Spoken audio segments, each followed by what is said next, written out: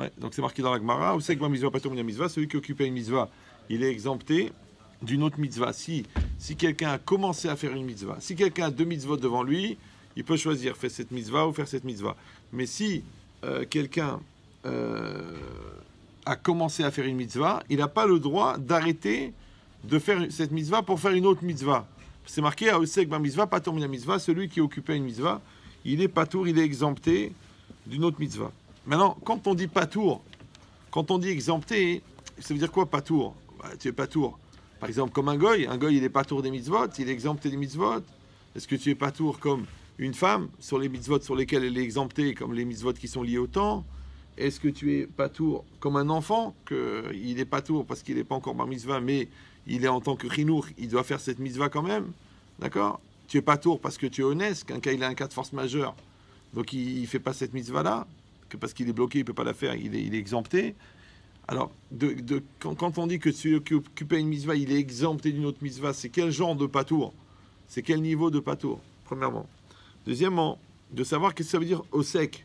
C'est quoi osek ma mitzvah? D'accord? On a compris que le gars, il est pas mouillé puisqu'il est osek, mais c'est dire quoi? Il est occupé à la mitzvah. Alors là-bas, la Gemara, elle fait un développement et elle explique, il y a trois lectures. Il y a une lecture qui est la lecture la plus pshuta, la plus simple. C'est osek ma mitzvah. Quelqu'un, il est occupé physiquement. Par exemple, le sofer, il est en train d'écrire le Sefer Torah. D'accord? Donc, il est en train de faire la mitzvah. Ou le shochet, il est en train de faire la shrita. Il est en train de faire la mitzvah. Ça s'appelle osek beyadaim. Il est occupé physiquement à la mitzvah. Après, il y a le deuxième niveau. C'est celui qui va pour faire une mitzvah. Il est olech ledvar mitzvah. D'accord? On apprend de ouvrir techa baderer. D'accord? Quelqu'un qui est en train de marcher pour faire une mitzvah, il est déjà occupé à une mitzvah, bien qu'il n'a pas commencé la mitzvah physique. Par exemple, le gars, il part de chez lui pour aller à la synagogue. Le chemin qu'il fait pour aller à la synagogue, pour faire le Kriyat Shema, par exemple, qui est Minatora, donc il s'appelle déjà qu'il est osek ma mitzvah. Bien qu'il est dans le chol, pour l'instant, il est en train de marcher dans la rue. Il n'est pas à la synagogue, il n'est pas en train de faire le schéma, mais comme il marche pour aller faire une mitzvah, il s'appelle osek ma mitzvah, pato mina mitzvah. Donc s'il y a une mitzvah qui se présente pendant qu'il est en train de marcher pour aller faire la mitzvah, il s'appelle qu'il est patour de la mitzvah. Et ensuite, la Gemara elle amène le din de Khatan. Oui, Akones et Abetula patour, Vakones et Almana chayav. La Gemara dit celui qui va épouser une jeune fille, donc une fille qui n'a jamais été mariée, donc il est exempté de Kriyat Shema. Mais celui qui va, donc le soir du mariage, mais celui qui va épouser une femme qui était almana, qui était veuve, donc a déjà été mariée, alors celui-là, il est chayav de Kriyat Shema. D'accord? Pourquoi? Alors la Gemara elle explique parce que le khatan, il est taroud, il est préoccupé par toutes les halachot du mariage, d'accord? Et comme il va être avec une jeune fille, donc c'est pas les mêmes halachot quand tu vas avec une fille qui n'a jamais été qu'avec une femme qui a déjà été. C'est pas les mêmes halachot parce qu'il y a du sang, ce sang est-ce qu'il est nida, pas nida, c'est très compliqué. Donc on prépare ces halachot là. Quand la personne elle apprend, donc maintenant qu'est-ce qui se passe, c'est que elle est tellement préoccupée par ce souci de la mitzvah. Donc si elle ne fait pas le Kriyat Shema, bon l'halacha n'est pas comme ça aujourd'hui parce que de toute façon aujourd'hui on n'a pas de kavana et on n'est pas vraiment préoccupé, d'accord? Mais la logique c'est quoi? C'est que quand la personne elle est en train elle est maintenant, elle est occupée seulement mentalement, ouais, dans la mitzvah, ça s'appelle Taroud Tirda des mitzvahs, elle est préoccupée mentalement par le souci de la mitzvah, alors elle s'appelle Osek ba mitzvah patur mina mitzvah. C'est ça ce qu'on appelle en français préoccupé, tu es occupé avant. Donc vous avez compris, quand je suis occupé à l'instant T où je suis en train de faire la mitzvah, je suis en train d'écrire la Sefer Torah, le moment où je vais pour faire la mitzvah, et aussi avant ça, déjà dans ma tête, quand je pense au halachot de la mitzvah, je pense à la mitzvah, ça s'appelle que je suis déjà au seg ma mitzvah. Très bien. Ça, c'est les trois niveaux que la Gemara elle a donné au din de oseg ma mitzvah. Bon. Maintenant, ça veut dire que quand la Torah elle a défini l'acte de l'accomplissement de la mitzvah, elle a donné les trois facettes dans l'accomplissement. Parce que tu es en train maintenant de faire physiquement, c'est normal, il faut un geste, d'accord? Mais il faut aussi une préparation, c'est-à-dire que toi, tu es en train d'aller vers, on est tout le temps en train d'aller vers une mitzvah. Parce que finalement, tu dors, pourquoi? Pour te lever le matin à la tefila. Pourquoi tu manges? Pour avoir des forces pour travailler honnêtement selon la halakha. D'accord? Donc en fin de compte, c'est tout le temps Osek Bamitzvah. Maintenant, c'est Osek Bamitzvah quand tu as donné un caractère de mitzvah à ton acte. Oui, c'est la différence entre le Chol et le Kodesh. Ça, c'est du profane, et ça, c'est du saint. Maintenant, quand est venue la Torah, et elle a dit Osek Bamitzvah, Pator Mina Mitzvah, vous avez compris en vérité que, pourquoi moi je pourrais dire, mais tu sais quoi, moi j'aime bien faire les mitzvot, et bien je vais en faire 2 en même temps, 3 en même temps, 4 en même temps. Pourquoi j'ai pas le droit de faire la deuxième? Parce que là-bas, c'est pas écrit que c'est pas bien de faire la deuxième, c'est pas conseillé de faire la deuxième, c'est pas obligatoire de faire la deuxième. Non, patour, exempté. Et le Ran, il dit, patour, c'est quoi? Assour. Assour de faire la deuxième. Pourquoi? Parce que quand tu vas faire la deuxième, c'est comme si toi, tu désobéis à la première. C'est comme si toi, tu es dans l'armée, on te dit, va faire un ordre, va faire ça. Toi, tu dis, non, j'ai une meilleure idée, je vais faire autre chose. Mais je t'ai pas demandé ton avis, moi. Ouais. Tu es un soldat, tu fais ce qu'on t'a ordonné. Deuxièmement, disent les commentaires, c'est comme un bisayon. Comme tu fais la deuxième, tu fais bisayon à la première, tu fais honte à la première. Donc, quand tu es occupé à une, tu dois faire une. Ok. Alors, ce qui est intéressant ici,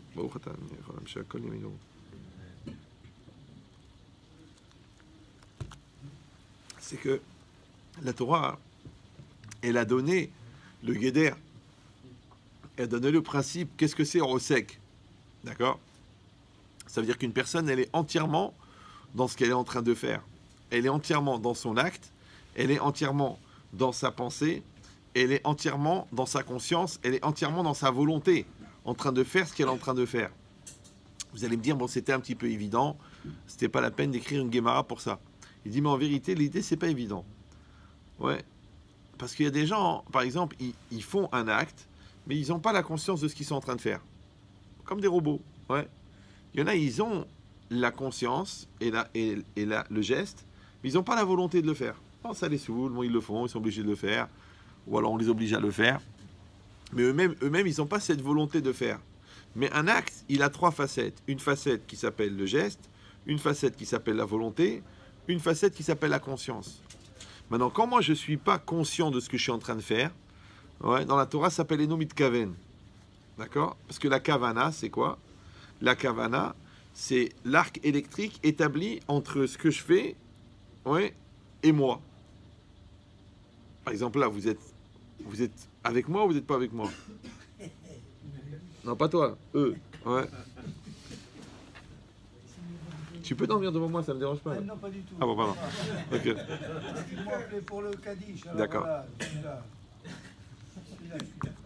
Donc je dis que la kavana, en fin de compte, c'est quoi? Ça, en français, ça s'appelle la conscience. C'est-à-dire que moi, je suis conscient de ce qui m'arrive. Ouais, je suis conscient de ce que je fais. Par exemple, quand tu pries, il y a une halakha qu'au moment où tu pries, tu dois être conscient que tu es en train de prier. Tu dis, mais je suis pas un malade. Bien sûr que je sais que je prie. Non. Les 3 quarts des gens, ils font l'amida en pensant à autre chose.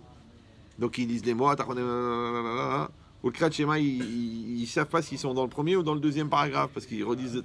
Ça fait 36 fois qu'ils disent, oh là, c'est pas évident. Donc c'est quoi l'idée?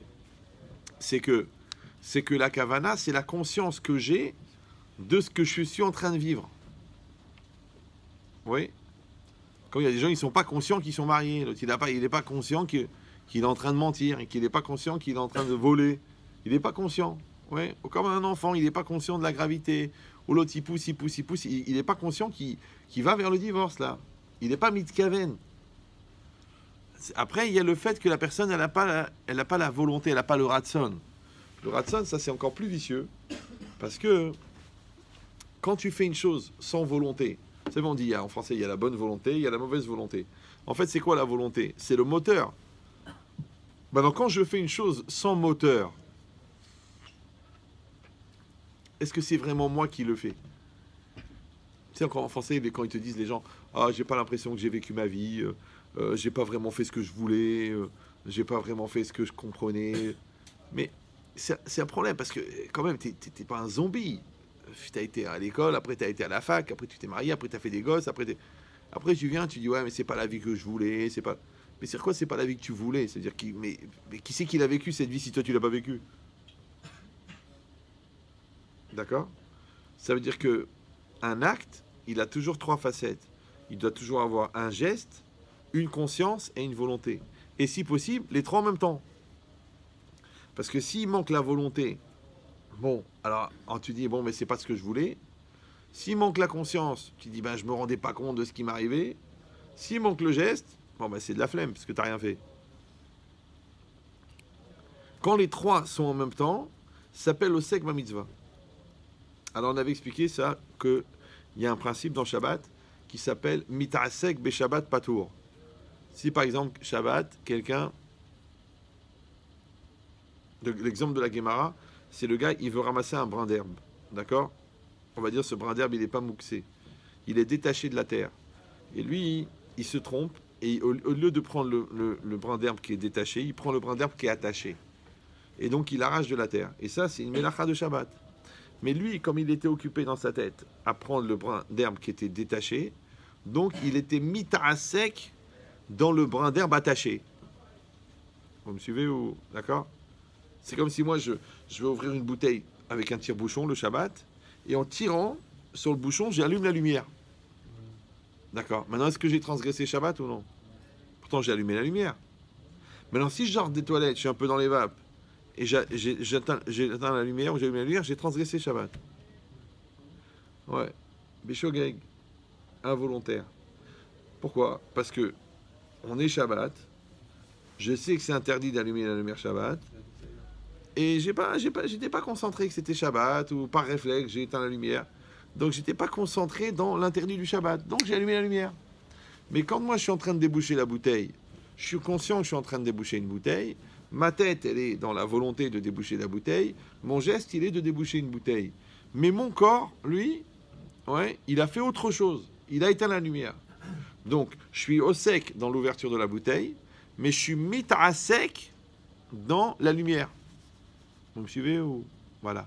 Maintenant, la Torah, elle dit Mita'asek be Shabbat patour. Si quelqu'un, il transgresse Shabbat en étant mita'asek, il est patour. Maintenant, si vous avez bien écouté ce que j'ai dit, vous avez compris qu'est-ce que ça veut dire au sec, vous avez compris ce que c'est mita'asek. D'accord? Ça veut dire que j'ai pas ma tête dedans, j'ai pas ma volonté dedans, j'ai pas mon corps dedans. Ok, super. Maintenant, si mita'asek be Shabbat patour, mita'asek bahaim, hayav ou patour? Mitasek Bachaim, d'accord? Par exemple, il y a des gens, ils se disent, bon, bah écoute, de toute façon, cette femme-là, c'est pas ça que je voulais, je me suis marié trop vite, ouais, puis bon, qu'est-ce que je vais faire? Et puis maintenant, elle est enceinte, et puis maintenant, on a fait le deuxième, et puis maintenant, on fait le troisième. Donc, tout ce temps-là qu'il a passé avec une femme avec qui il voulait pas être, il était marié ou non? C'est ça, ça s'appelle Mitasek Bachaim, d'accord? Comme le qui fait première année de droit, deuxième année de droit, quatrième année de droit. Après, pour l'examen du barreau, il dit, j'ai pas de courage, de toute façon, je voulais être charcutier. Maintenant, ça fait 7 ans que tu vas à la fac. Ça fait 7 ans que tu tapes les photocopies et que tu révises et que tu prépares les examens et que tu passes de classe. Et au fond, c'est pas ça que tu veux. T'es un malade. T'es mit'asek bachaim. Oui. Alors, mit'asek beshabbat, patour, mais mit'asek bachaim, chayav. Moi, les gens, ils viennent chez moi, ils me disent, qu'est-ce que je dois faire? Elle est enceinte, est-ce qu'on a le droit d'enlever le bébé? Je dis, mais comment il est né, ce bébé? Par Wi-Fi? Ah non, parce que les préservatifs, c'est irritant. Je pensais qu'elle ne tomberait pas enceinte. Je dis, mais vous êtes des malades mentaux. Tu joues avec le feu. C'est une fille, tu vas avec elle, elle tombe enceinte. C'est un peu naturel dans la vie. Ouais. Alors tu dis non, allez avec elle, ok, mais les conséquences, non. Mais t'es fou, quoi. Est-ce que je suis obligé de m'occuper? Est-ce que c'est moi le papa? Est-ce que je suis chayav? Est-ce que je dois l'épouser? De toute façon, je l'aime pas. De toute façon, c'est pas mon style. De toute façon... Mais t'es un malade. T'es un malade. Comment tu peux aller avec quelqu'un en pensant que tu n'es pas concerné par les conséquences? Mais il y a beaucoup de gens qui font ça. Ils signent des maisons, ils rentrent dans des business, ils empruntent de l'argent. Mais ils sont mis à askim. Ils sont pas askim. Ouais. Donc comme ils sont pas askim, le jour où on leur dit bon ben faut rendre l'argent, ils disent ben non, écoute, j'ai perdu. Hein. Des fois on gagne, des fois on perd. Non mais c'est pas le loto là, baba. Et en plus c'est pas ton argent. C'est l'argent que tu as emprunté, tu as signé, tu t'es mis en nom propre. C'est-à-dire tu vas aller en prison là. Mais ça va pas. Bon, attends, c'est une erreur de jeunesse, tout le monde peut se tromper, l'erreur est humaine. Non, tu vas aller en prison. Tu as signé en ton nom, tu as pris un bail, tu as pris des factures, tu as pris des... T'es un malade. Mais j'ai pas réfléchi, mais tu sais, j'avais pas la tête, j'étais pas dans le truc, je t'ai pas concentré. Mais on s'en fiche. Ouais, c'est comme si je dis j'ai tiré une balle, mais je savais pas qu'il était chargé le pistolet. Mais attends, mais tu vas en prison quand même. Tu dis mais oui, mais il y avait meurtre, mais sans intention de le donner. Mais t'as pas compris, t'es pas puni parce que tu l'as tué. Tu es puni parce que tu as pris le risque. Et c'est pareil avec Hachem. Hachem, on n'est pas puni parce qu'on a fauté. On est puni parce qu'on a pris le risque. Pourquoi tu prends le risque? Pourquoi tu rentres dans cette histoire? Pourquoi tu fais le fou? Tu dis, bah, tu sais, j'avais pas envie, j'avais pas la tête, j'étais pas là, j'étais pas truc. T'es mita sec. Mita sec, bahaim hayav. Mita sec, Shabbat patour. Maintenant, si vous comprenez qu'est-ce que c'est mita sec, ça veut dire d'être absent.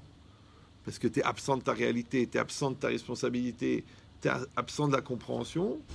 Donc tu as compris que Osek ba mitzvah, ça veut dire présent. Bien sûr, avec la volonté, avec la conscience. Ah bon, c'est pas un cours d'halakha, attention. Hein. D'accord. Non, il y a des dynimes pour ça. Si tu n'es pas concerné par la chose, si tu n'en profites pas, s'il y a déjà une lumière allumée à côté, si tu n'as pas besoin de cette lumière, si un gars il allume avant toi, il y a des halakhot. Mais nous, on est en train de parler maintenant de ce qui est de principe. Osek ba mitzvah, patur mina mitzvah. D'accord? Ce que j'essaie de vous faire comprendre, c'est qu'on peut aussi être mitasek dans les mitzvot. Tu vas à la prière, mais tu n'as pas prié. Ouais. Un jour, tu as un problème avec un enfant, et tu es jeté à l'hôpital là-bas, et l'autre, il a le crâne ouvert, et toi, tu vas mourir, et là, tu pries. Là, tu sais que tu as prié. Tu as bien prié. Là, tu sais que tu as prié, parce que tu avais une bonne raison de prier. Si tu dis, bah écoute, il faut la prière, on fait la prière. Ouais. Comment tu parles en plein milieu des Mizmorim, après Baruch She'amar? Parce que tu pries pas. Comment en plein Kriyat Shema, tu dis à l'autre, au fait, la Mercedes, elle fait pas un bruit à 130? Bah, t'es pas en train de faire le Kriyat Shema, là. T'es en train de parler de ta voiture, là. C'est normal. Alors après, tu peux aussi aller avec ta femme et penser à une autre femme. Parce que t'es pas avec elle maintenant. T'es avec l'autre. T'es pas au sec. Il faut traduire, il faut définir, il faut savoir qu'est-ce que ça veut dire en français, faire quelque chose. Quand tu fais quelque chose, tu fais pas autre chose. Oui, ça s'appelle en français être à 100%. Tu travailles. Tu es payé pour travailler. Tu peux pas jouer avec ton téléphone ou t'amuser sur Internet. Tu dis, ouais, mais de toute façon, il n'y a pas d'appel. Mais tu es payé. Je sais pas, moi, organise le marketing, réécris un slogan, prépare. Mais c'est du vol. Mais je sais pas du vol, attends, c'est bon, j'ai rien fait de mal. Donc tu es payé pour travailler, non? Ou tu es payé pour attendre 5 heures du soir? La chose, c'est pareil. Les gens disent, oh, j'ai triste, écoutez, le couple, ça s'est éteint, il n'y a plus de sentiments. Je dis, mais tu étais au sec dans ton couple, toi? Tu as mis de l'ambiance, tu as investi, tu as organisé des soirées, tu as amélioré la communication, tu as développé la solidarité, tu as été fantaisiste, tu as amené des cadeaux, tu as développé, tu as amélioré l'intimité. Non, non, bonsoir, il y a quelque chose à manger? Non, à demain, on regarde la télé, bonne nuit. Ça, c'est le mariage, ça? Non, ça, c'est un meurtre, ça.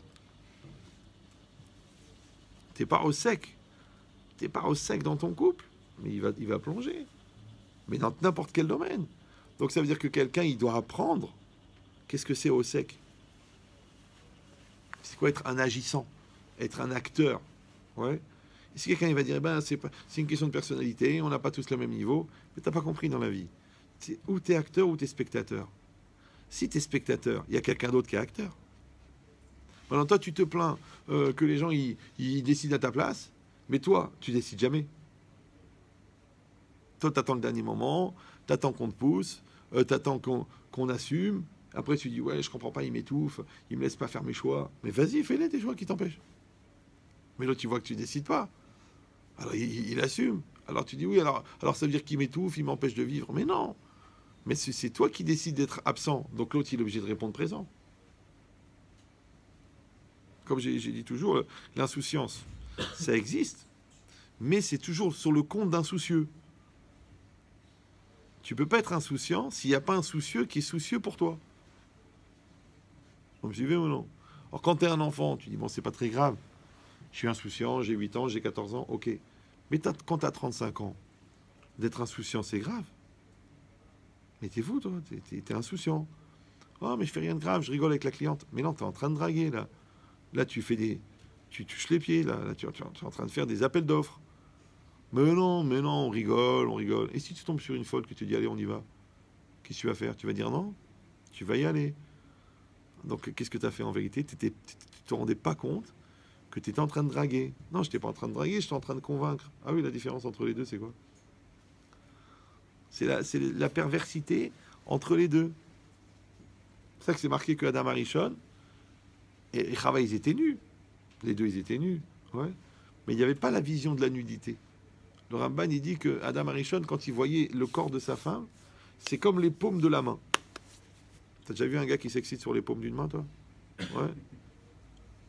Mais quand ils ont mangé le Hetzadaat, oui, alors Vatipa Karna et Neshneem, leurs yeux se sont ouverts, et là ils ont vu qu'ils étaient nus. Pourquoi ils n'étaient pas nus avant? Ils ne savaient pas qu'ils étaient nus. Donc en fait, ce qui est rentré, c'est la perversité du regard. C'est comme si un enfant à 8 ans, il ouvre la salle de bain, il voit sa sœur. Il s'en va, il fait... Ouais, mais à 15 ans, il a un autre regard. Qu'est-ce qui s'est passé? Il a mangé le Hetzadaat. Il est rentré dans une logique de perversité. Ouais, et ben c'est pareil. Si quelqu'un ne se rend pas compte de ce qu'il est en train de vivre, de ce qu'il est en train de faire, de ce qu'il est en train... Pourquoi? Parce qu'il n'est pas vraiment dedans, il n'est pas là. Ouais, il n'est pas dans... Comme quelqu'un, il fait des études, mais il n'est pas dans ses études. Il va au travail, mais il n'est pas au travail. Il étudie, mais il n'étudie pas. Il prie, mais il prie pas. Alors qu'est-ce qu'il fait là? Pourquoi? Parce que, entre-temps, le temps, il passe. Un jour de plus, un jour de plus, un jour de plus. Ouais. Ça, c'est une grande maladie. Hein. C'est le temps.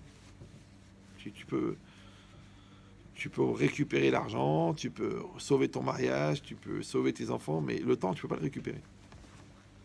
Puisqu'il passe. Ouais. Et dit cette logique-là, qu'on dit que Avraham ba bayamim. Avraham, il était avancé dans les jours.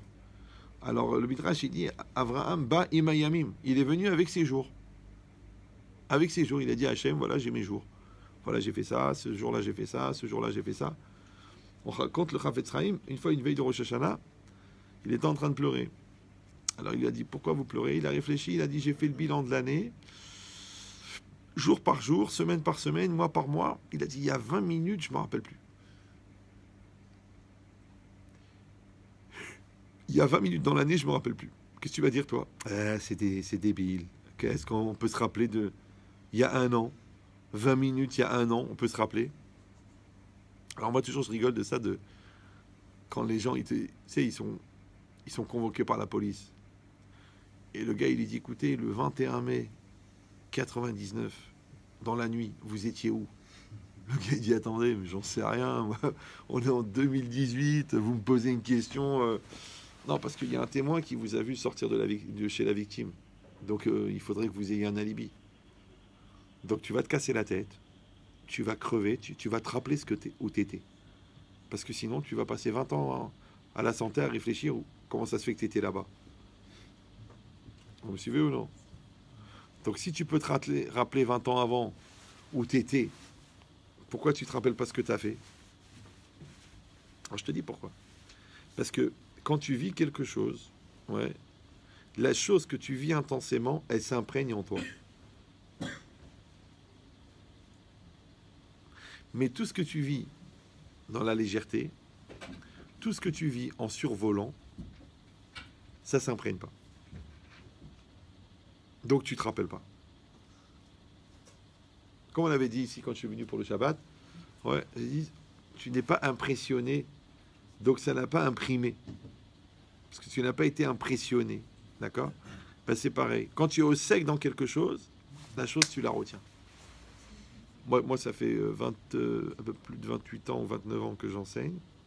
Mais pendant les 15 premières années, je me rappelais que ce que j'avais dit, où je l'avais dit, qui est-ce qui était dans la salle, je me rappelais tout. C'est impossible. Quand tu cours tous les soirs, il y a un soir à Lyon, un soir à Milan, un soir à Angers, un soir à Rouen, et tu te rappelles qu'à Rouen, tu avais fait le cours au Sek Bar Mitzvah, et qu'à Bordeaux, tu avais fait le cours sur la bonté, et tu te rappelles de la tête des gens, et tu te rappelles de la question qu'il t'a posée.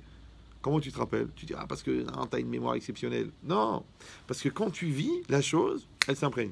C'est comme les Gemarotes. Les Gemarotes où tu t'es cassé la tête, tu les retiens. Les Gemarotes où tu as lu la traduction, tu les oublies. Tu te rappelles même pas un mot. Tu dis, attends, mais ça parlait de quoi? Attends, Taranit, ça doit parler de jeûne. Mais si tu as crevé pour étudier, tu t'en rappelles. Si tu as crevé pour enseigner, tu t'en rappelles encore plus. Parce qu'en vérité, plus tu étais à 100% dans la chose, et plus la chose, elle s'imprègne. D'accord? Ah, comment ça se fait que tu ne te rappelles pas des 5 premières années de mariage, et tu ne te rappelles pas de ta jeunesse, et tu ne te rappelles pas où tu étais à telle époque? Parce que tu n'étais pas dedans, tu n'étais pas là. Ah, tu dis, mais j'étais là. Non, ton corps, il était là. Ouais. Peut-être ta conscience, elle était un petit peu là. Mais il n'y avait pas les trois. Il n'y avait pas ta conscience, et ta volonté, et ton acte qui étaient là. Donc, tu t'appelles pas au sec. C'est-à-dire qu'en fait, ça prend du temps. Ça peut prendre même des années pour apprendre à faire. Vous me suivez ou non? Tu fais. Tu fais à 100%. Tu fais avec une bonne intention. Tu fais avec une bonne kavana. Tu fais de manière claire. Tu fais de manière honnête. C'est pas évident. Parce que tu peux faire et faire quelque chose en même temps. Tu peux faire, mais au fond, tu n'as pas envie de le faire. Tu peux faire, mais tu fais à moitié. Tu peux faire, mais ça te saoule. Tu peux le faire, mais tu n'es pas investi. Tu peux faire comme ça aussi. Mais la différence, c'est ça. C'est que tout ce que tu n'as pas fait à 100%, ça ne t'imprègne pas et ça passe. Et après, tu dis, mais est-ce que je l'ai vraiment fait? Est-ce que c'est moi qui l'a fait? Par exemple, des fois, je reçois des couples très rarement parce que c'est trop fatigant. Les gens, c'est bizarre. Ils te racontent la même histoire qu'ils ont vécu les deux dans la même maison et il y a deux histoires. Alors, vous allez dire, oui, mais c'est normal parce qu'on n'interprète pas. Non, c'est pas qu'ils interprètent. Ils te racontent les faits différemment. Mais c'est les mêmes faits. C'est-à-dire que le gars, il vit même pas sa vie. Je sais pas si vous... Maintenant, moi, j'entends les deux. Ouais. Moi, je superpose les deux et je vois l'Yetzirah de chacun. Je dis, mais toi, tu dis qu'elle a dit ça? Oui, elle a dit ça. Mais non, toi, tu as entendu ça parce que tu pensais que... Comme tu savais que tu étais en retard. Donc, elle, quand elle a dit ça à ce temps-là que tu rentres, toi, tu as compris. C'est une sale race pourrie de gars qui... Donc, tu l'as mal pris, donc tu l'as répondu. Elle, en vérité, elle t'a demandé le renseignement. Genre, elle croyait que tu avais eu un problème parce que tu arrives en retard. Tu avais promis 8 heures, il est 3 heures du matin. Donc, elle a eu un peu de soucis. Et toi, tu dis, mais je lui avais envoyé un texto pour lui dire qu'elle se soucie pas. Mais je savais que sa batterie, elle marchait pas. Mais j'ai envoyé le texto. Mais t'es brel ou quoi? Tu sais que ça marche pas. Donc, t'entends ça, tu dis, c'est des demeurés, les gens. Non, lui, il est dans son film, elle est dans son film. Le problème, c'est que c'est pas le même film.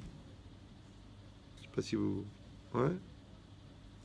Maintenant, quand toi, tu es avec elle et elle est avec toi, donc votre acte à vous, c'est au sec dans le couple.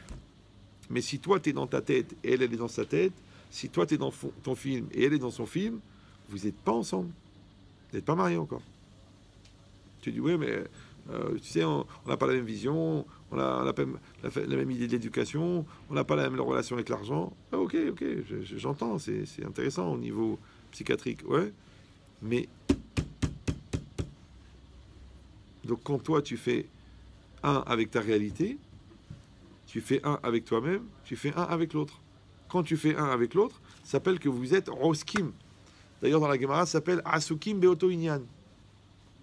Ouais. On est occupés ensemble dans le même sujet. Mais si moi, je suis dans une logique et toi, tu es dans une autre logique, si moi, je viens pour travailler et toi, tu viens pour glander, imagine, on est associés les deux. Moi, je viens pour bosser, toi, tu viens pour glander. Donc toi, tu trouves des systèmes pour chercher des trombones et moi, je te dis, attends, les dossiers, ils avancent pas. Et moi, je suis en train de m'esquinter à trouver des solutions. Et toi, tu trouves des solutions pour pouvoir partir tôt en week-end. Je dis, bon, elle va pas marcher la boîte.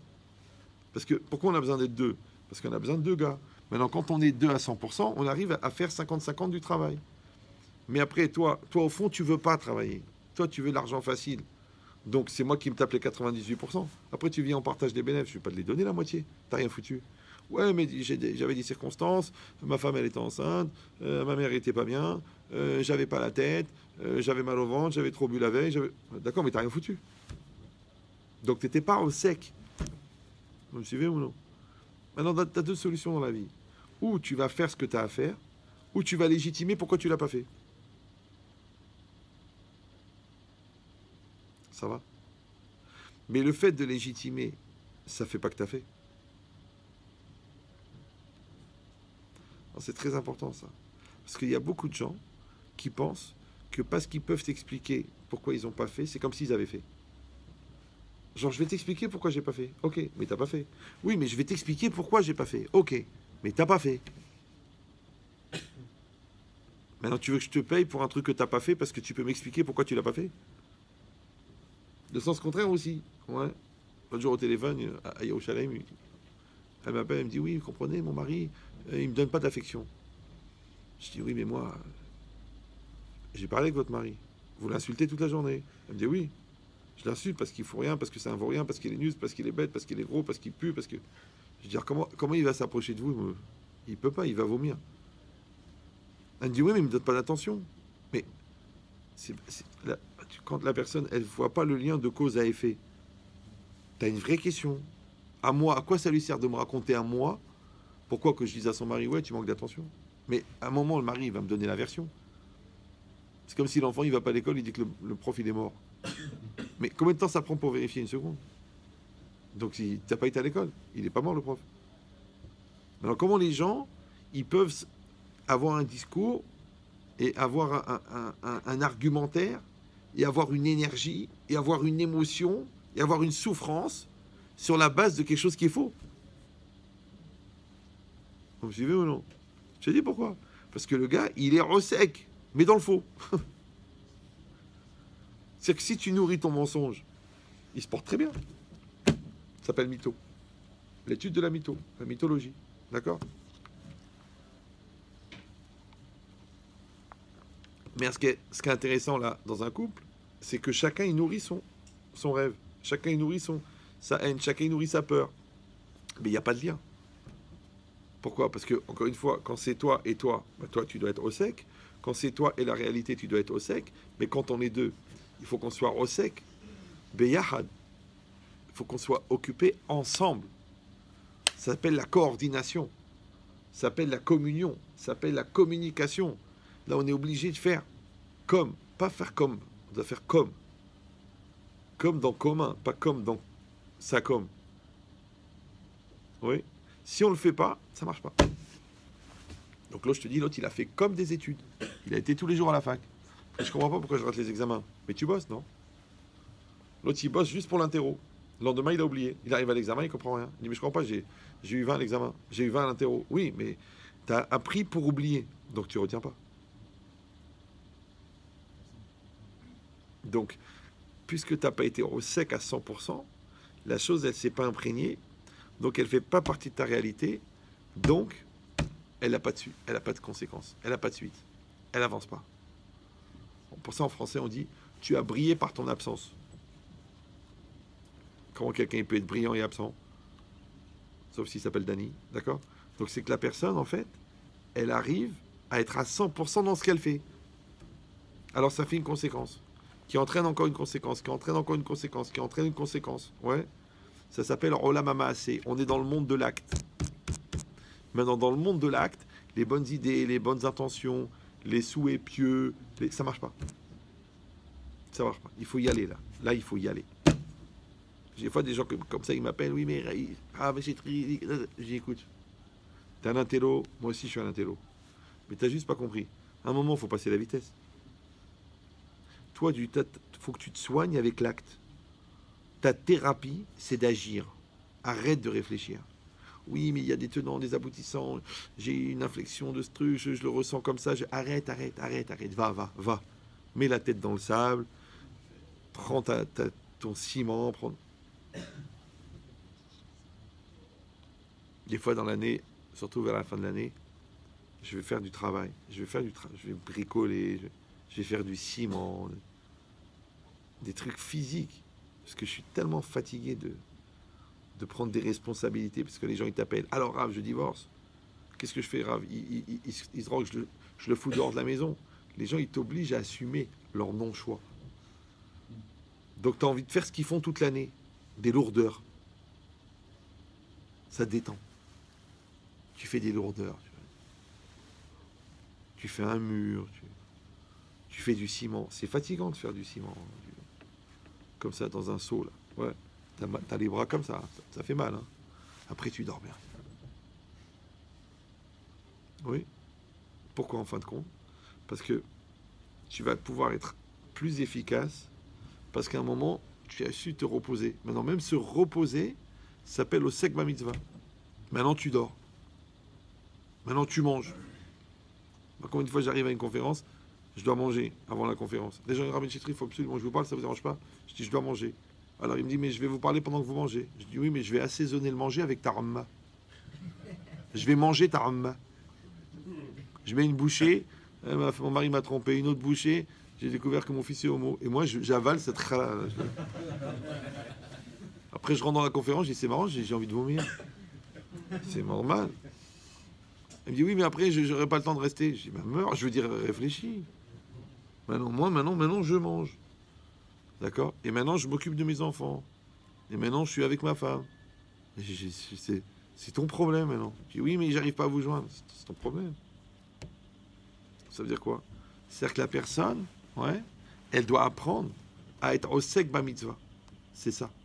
Maintenant, le Yetzerara, quand tu es occupé dans une chose, c'est de faire une deuxième chose en même temps. Parce que le Yetzirah des Rechaïm, c'est de faire le mal. Mais le Yetzirah des Tzadikim, c'est de faire mieux. Tu veux, non?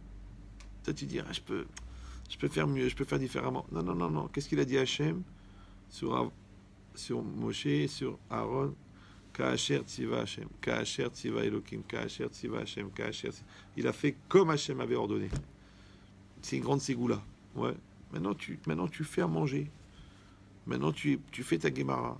Maintenant, tu ranges ta chambre. Maintenant, tu mets les téphilines. C'est au Segma Mitzvah. Oui. Ah, tu dis, bon, je pense à autre chose. Vous avez remarqué une chose? Si vous êtes au téléphone avec quelqu'un et vous avez un objet dans la main et vous le rangez, vous ne savez plus où vous l'avez rangé. Après, vous le cherchez partout. Après, 3 mois après, en faisant Pessah, tu retrouves la clé à molette posée sur la bibliothèque. Tu dis, mais comment elle est arrivée là-bas? En fait, tu étais au téléphone, ouais, et tu avais un livre et la clé à molette. Comme tu avais la tête prise dans le téléphone, tu as mis la clé à molette à la place du livre et le livre à la place de la clé à molette. Ouais, alors ça, c'est rigolo, à la limite. Mais quand tu fais ça avec les choix, quand tu dis la mauvaise phrase à l'enfant, parce que tu devais lui dire autre chose, parce que le mec, il t'a fait une queue de poisson, après tu gueules sur l'enfant. Mais le gosse, il a rien fait, lui. Tu dis, oui, mais j'étais énervé de la voiture. Donc, qu'est-ce que tu as fait?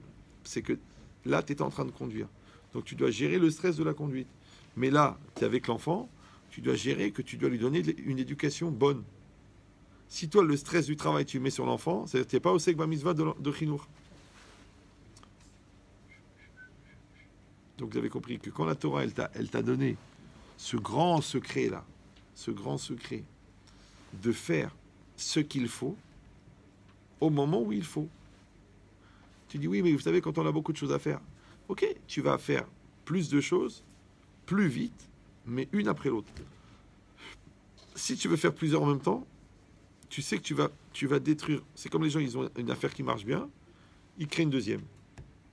Si tu n'as pas les épaules pour les deux, tu vas planter la première en créant la deuxième. Pourquoi? Parce que même le meilleur train du monde, avec des bonnes voies, avec des bons wagons, il faut la locomotive. Mais si tu enlèves la locomotive, tu la mets sur un autre train, le train qui n'a plus de locomotive va s'arrêter. Or, locomotive en espagnol, c'est loco, le fou qui motive. Locomotive. C'est toi le fou qui motive. Donc quand tu enlèves ta tête, tu t'occupes plus de cette entreprise pour t'occuper de l'autre, celle-là, elle va couler. Tu dis, mais non, ça marche tout seul, ça y est, j'ai formé les vendeurs, j'ai le directeur des trucs, et le responsable du stock, et la secrétaire. Dès que tu te barres, tout le monde se met... Ils attendent. On est le premier, ils attendent le 31. L'argent va venir, on est payé tous les mois. Tu n'es pas là, c'est normal. Ah, tu dis, mais c'est pas vrai, il y a des sociétés qui fonctionnent. Oui, mais parce que toi, tu savais déléguer. Mais si tu sais pas déléguer, on le dit en français, ou tu vas déléguer ou tu vas dégueuler. C'est les mêmes lettres. Ouais. Maintenant, quand tu sais déléguer, ça veut dire que tu sais t'enlever. Donc, ton ressec, c'était de former l'autonomie. Mais quand ton ressec à toi, c'était de tout faire, le jour où tu t'enlèves de ton ressec, le système il s'arrête. Parce que tu as habitué les gens à tout faire. C'est comme les femmes qui me disent, je comprends pas, mon mari ne m'aide pas. Je dis, mais et vous l'avez demandé de l'aide? Il fait, non, je l'ai libéré de toutes les tâches pour qu'il puisse se consacrer au travail. Je dis, alors maintenant, lui, il s'habitue à rien faire. De temps en temps, il va sortir une lessive, il va faire les courses, c'est bien. Il va emmener les enfants, c'est pas grave. Je dis, non, c'est honteux, ça se fait pas. Ma mère, elle a jamais obligé mon père. Oui, mais ta mère, elle s'est pendue. Oui, c'est vrai. D'accord. Donc, ça veut dire quoi? Ça veut dire que le format que tu donnes à ta vie, le format que tu donnes à ton couple, et même le format que tu donnes à ta Torah. Il y a des gens, par exemple, ils lisent, ils prennent des gemarotes maintenant qui sont expliquées, qui sont traduites. D'accord? Maintenant, même pas ils regardent les gemaras, ils regardent directement le commentaire. Donc, en fait, ils étudient jamais. Parce que qu'est-ce qu'ils font? Ils lisent le commentaire. Donc, ils n'ont pas fait d'effort. Après, ils disent, c'est marrant, je ne retiens rien. Ben, c'est normal. Même dans le business, même l'argent, on dit easy coming, easy going. Ouais. L'argent qui vient facilement, il part facilement. D'accord? Ce que tu as travaillé dans ton couple, c'est acquis dans le couple. Ce que tu as travaillé avec l'enfant, c'est acquis avec l'enfant. Maintenant, comment ça s'appelle travailler la chose? On sait que ma mitzvah. Oui. On a dit que la mitzvah, elle a 3 facettes. Elle a l'acte que tu es en train de faire, au moment où tu es en train de le faire. Le fait que tu vas pour aller vers la chose, tu es déjà dans l'esprit de ce que tu vas faire. Comme toi. Par exemple, on ne peut pas rentrer en courant, être au téléphone et faire la mida. Non, tu te prépares. Pourquoi on a fait les kétorets et Ashrei Vetecha et après tu fais la mida. Et le Kaddish et tout, c'est des étapes. Pourquoi? Pour que tu rentres dans la mida, tu rentres dans la prière. Donc en fait, la Hamida, la Kavana de la Hamida, de Mevarech et Amo Bashalom, elle est déjà dans l'amnasiar de Mincha. Mais comme tu rentres comme un fou, avec l'excitation, les nerfs, les trucs, les stress, la voiture, les mal garés, les trucs, les clients, et le texto, et ta femme, qu'est-ce que tu fous, pourquoi tu traînes et tout, quelle Hamida tu vas faire? Zéro. Tu dis, ben, j'ai quand même lu l'Hamida, j'ai quand même lu le texte, je l'ai fait. Mais quelle Hamida t'as fait? Donc ça veut dire que quand tu es en train de préparer l'Hamida, tu es déjà dans l'Hamida. Donc le Ovler Techa Baderech, il est dans la mitzvah. T'appelles au Sekba mitzvah. Pareil dans l'autre sens. Quand tu rentres à la maison, ouais, tu te concentres. Tu éteins les infos. Dans la voiture, tu te prépares. Je vais rentrer à la maison, j'ai ma femme qui m'attend, j'ai mes enfants, c'est le but de ma vie. Quelle atmosphère je vais faire? Je vais rentrer en souriant, je vais être positif. Les soucis, je les laisse à l'arrière de la voiture. Je monte à la maison, je me consacre à ma famille. En fait, tu as déjà commencé à faire. Mais qu'est-ce que tu fais, toi? Tu rentres avec le stress, tu t'énerves, tu gueules, à la maison, elle n'est pas rangée, il n'y a rien de prêt, j'ai faim, qu'est-ce qu'il y a à la télé, qu'est-ce que tu fous, toi, tu fais pas tes devoirs, de toute façon, toi, tu vas redoubler. Tu les as tous pourris. Après, tu manges, tu te détends, après, tu dis, mon fils, je t'aime, tu sais que je t'aime. Pas sûr qu'il soit convaincu. Ton erreur, c'est quoi? C'est que toi aussi, tu as le droit d'être fatigué, tu as le droit d'être nerveux, tu as le droit. Mais sois un peu chacham. Ouais. Détends-toi dans la voiture et rentre à la maison, parce que c'est ça le but de ta vie, non? Le but de ta vie, c'est ta famille. Comment tu peux être nerveux avec tes enfants et cool avec tes clients? Tu t'es gouré de travail, toi. Ouais. Les clients, ils vont pas te sauver la vie. Ils vont pas t'apporter, ils vont pas être avec toi, ils vont pas être... Quand tu seras vieux, ils seront pas là. C'est une prestation de service. Bah, tu as fait ton travail, tu as été payé, tu dégages.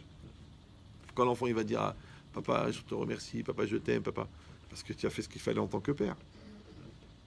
Donc, en fin de compte, quand la Torah, elle t'a dit, il y a l'instant T où tu es en train de faire la chose, il y a le chemin qui t'amène à la chose, et il y a le chemin préliminaire dans la pensée, la préoccupation qui fait partie de la chose. Ouais. Donc, toi, tu as le droit de réfléchir, qu'est-ce que c'est la mitzvah tefillin? Toi, tu as le droit de réfléchir, qu'est-ce que c'est pour toi Rosh Hashanah? Tu as le droit de réfléchir, qu'est-ce que c'est pour toi la Teshuvah? Donc, automatiquement, quand tu vas penser à qu'est-ce que c'est pour toi la Teshuvah, tu vas lire des livres sur la Teshuvah, tu vas étudier des cours sur la Teshuvah. Après, tu vas aller vers la Teshuvah, tu vas améliorer ta prière, tu vas à rajouter des mitzvot, tu vas préserver tes yeux, tu vas mettre des bonnes pensées dans ta tête, tu vas aller au mikvé, d'accord. Après, quand tu vas arriver dans l'acte de la teshuva, ouf, tu as déjà fait 50% du chemin. Vous me suivez ou... C'est comme une fois, on avait une formation avec un rave pour le couple et le shalom bayit et tout ça. Il expliquait qu'il y a une mitzvah pour un homme d'aller avec sa femme. Ouais, alors il a dit quand est-ce qu'elle commence la mitzvah? Ben, les gens ils se sont dit le soir du mikvé, quand on est dans le lit, quand on est au restaurant. Le Rav il a dit non. Le Rav il a dit la mitzvah elle commence le premier soir de la Nida. Tu dis mais elle est Nida. Oui, mais pendant qu'elle est Nida, tu vas être gentil avec elle, tu vas être respectueux, tu vas être sympathique, tu vas être cool. Bien qu'il n'y a rien à manger, quand même, tu fais la mitzvah, tu es gentil, tu es respectueux. Après, on arrive le soir du mikvé, tu as un bouquet de fleurs, tu as prévu une sortie, tu as prévu un cadeau, et après on s'approche, après on est gentil, après il y a des préliminaires, et après on arrive à la mitzvah de la Torah, de la relation. Mais toi, tu arrives comme un chien, tu fais la gueule, tu es nerveux, tu parles mal, tu l'insultes, après tu dis bon, faudrait pas oublier que c'est ton mikvé ce soir, mais elle a envie de mourir. Elle dit ce soir je vais mourir, bliné d'air. Ouais. Une fois, il y avait un truc incroyable. Une femme, elle dit écoutez, Rav, j'ai un vrai problème. C'est que, vous savez, il y a Nida, après il y a les Shivanekim, les 7 jours de propreté, et après il y a le mikvé. Elle m'a dit, la femme, elle me dit, le 7e jour, juste avant le mikvé, je trouve une tache de sang. Tous les mois, comme ça. Et ça repousse, et ça repousse. Elle me dit, qu'est-ce que vous en pensez? Je dis, écoutez, moi, je suis pas gynéco, je suis pas spécialiste de la Nida. Elle me dit, oui, mais quand même, c'est pas normal, mon mari devient nerveux, il devient fou et tout. Je dis, bon, moi, je dis, je vous pose une question. Elle m'a dit, oui. Je dis, est-ce que vous voulez retrouver votre mari? Vous me suivez ou là? Maintenant, le dam, c'est le sang. Qui a dam ou un nefesh? Ouais. Maintenant, elle, dans sa tête, elle ne veut pas retrouver son mari. Comment elle va faire? Elle est obligée d'aller avec lui. Alors, la seule manière, comme ils sont religieux, le sang. Une tâche. Tu dis, mais comment elle vient cette tâche? Parce qu'elle veut pas. Alors toi, tu lui dis, va prendre des anticoagulants, va avoir des gynécos, va avoir des trucs, des analyses hormonales, mais elle veut pas. T'as compris? C'est comme l'enfant, il veut pas travailler à l'école, fait des cours particuliers, achète-lui des stylos Montblanc, paye-lui des feuilles Clairefontaine, mais il veut pas bosser. T'as pas compris? Il va te les rendre neuves, les feuilles, puisqu'il veut pas. C'est ce qu'on dit. Le principal, il manque. Il manque le principal. Ouais. Donc ça veut dire, toi, ce que tu dois faire, tu dois redonner l'envie, tu dois redonner la confiance, tu dois redonner l'ambition à l'enfant pour qu'il fasse. Sinon, ça sert à rien. Tu peux continuer à payer des milliers d'euros de cours particuliers, ça sert à rien, parce que de toute façon, il ne veut pas travailler.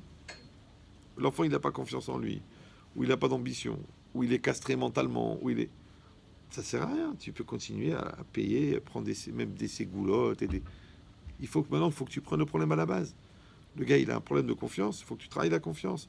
Le gars, il a un problème de valorisation personnelle, il faut que tu travailles la valorisation. Il a un problème de kavod, il faut que tu fasses le kavod. C'est ça le problème. Maintenant, tu peux tout réparer, ça sert à rien, parce que c'est pas ça le problème. D'accord. Maintenant, pourquoi tu le vois pas? Tu sais pourquoi? Parce que t'es pas au sec. Ah, tu dis oui, mais j'avais la tête dans le guidon, et j'ai des préoccupations, et j'ai d'autres soucis, et j'ai d'autres enfants. Ok, le bon Dieu t'en a donné 4. C'est-à-dire que tu dois être au sec dans les 4, chacun son tour. Non, qu'est-ce que tu fais, toi? Tu fais pizour à machashavot. D'accord? Quand il faut s'occuper de ça, hop, tu t'occupes de ça. Quand il faut s'occuper de ça, hop, tu t'occupes de ça. Du coup, tu n'es jamais dans ce que tu fais. Donc, il n'y a pas d'aslacha. Parce que pourquoi vient la réussite? La réussite, c'est parce que tu es 100% dans ce que tu fais. Or, quand tu es 100%, tu es 100% avec ton corps. Tu es 100% avec ton cerveau. Tu es 100% avec ta volonté. Tu es 100% avec ta neshama aussi. Et la neshama, elle est divine. Donc, ce que tu fais à 100%, tu mets Hachem dedans. Vous me suivez ou non? Mais quand tu n'es pas à 100%, parce qu'il n'y a pas la volonté, Mais la volonté, elle vient d'où? Elle vient de la neshama. Donc en fait, la non-volonté et la mauvaise volonté, elles produisent le même résultat. Alors en résumé, je vous dis le résumé, comme ça va plus vite. Il n'y a pas de siyata dishmaya dans la négligence. Il n'y a pas d'aide divine dans la négligence. Vous me suivez ou non? C'est-à-dire, si tu négliges dans quelque chose, c'est comme si tu as dit au bon Dieu, je t'en prie, ne t'en mêle pas. Alors Hachem, il s'en mêle pas. Parce qu'il te suit. D'accord? Donc tu négliges sur tes affaires, ça marche pas les affaires.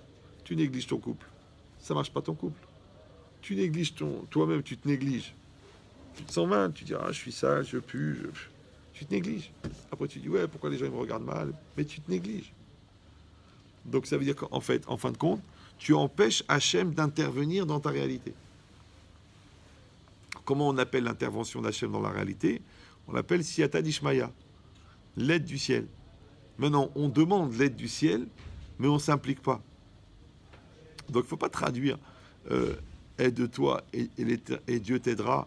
Ça veut dire genre, moi je fais ma part et Dieu il fait sa part. Mais non, c'est que quand toi tu t'aides, c'est-à-dire que tu t'engages dans ce que tu fais, tu engages Hachem dans ce que tu fais. Vous me suivez ou... Ouais. Mais si tu veux pas engager Hachem dans ce que tu fais, pourquoi? Parce que tu sais que ce que tu fais, c'est pas très cachère. Donc t'es embêté maintenant. Parce que t'accélères comme un fou et en même temps t'écrases la pédale de frein. Alors la voiture, elle fait... Elle peut pas avancer. D'accord? Tu dis à l'enfant, j'ai confiance en toi, et tu te dis, de toute façon, je sais que tu réussiras pas. Ça marche pas. Tu insultes le client, après tu dis, alors, on la signe cette maison? Tu dis, mais monsieur, je vais... Mais même si c'est une bonne affaire, je la signe pas. Vous m'insultez. Je dis, mais vous insulte parce que vous êtes nul, parce que vous êtes un pauvre type, parce que vous êtes un ramassis de raclures de pourriture. Mais enfin, un appartement à 10 000 euros, vous le prenez pas? Le mec, il dit, je le signe pas. Même gratuit, je le prends pas. Pourquoi? Parce que j'étais paradoxal. Je l'insulte et je lui demande de faire une affaire. Il va pas faire l'affaire. Donc tu as compris que le climat que tu crées autour de la personne, il fait partie de l'affaire. Ça va? C'est pour ça que la Gemara dit que la Mishnah dans Yoma, dans Sanhedrin là-bas, Kav Gimel, elle dit que quand les plaignants choisissent leur juge, ouais, alors, parce que la Gemara elle dit Zeborer Echad, Zeborer Echad, Veshnaim Borerim et Ashlishi, alors Yetse Adi Nemet la Mito. Si, il faut 3 juges pour l'argent, un problème d'argent.